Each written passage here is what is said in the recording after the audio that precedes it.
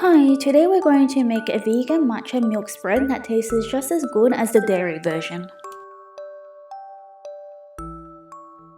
First, we're going to pour the hot water into the matcha powder and then give that a stir until it's evenly combined, making sure that there are no clumps, and then we're going to set it aside.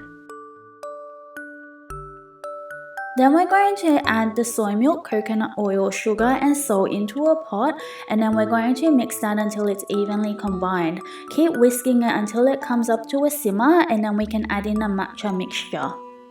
Once we've added in the matcha mixture, we're going to keep whisking that for about 20 to 30 minutes over low heat until the liquid has reduced by about half.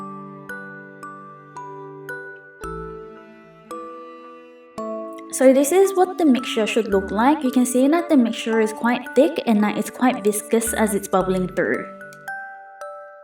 So once it's reached that stage, we're just going to turn off the heat and pour it into heat-proof jars and then just let it rest to room temperature, and then we'll put it into the fridge to refrigerate overnight. The next day you should see that the mixture should have turned into quite a thick spread like what I've got here. And that's it. You can now use the spread for anything you want. You can use it for toast, pancakes, waffles, or even just eat it like Nutella.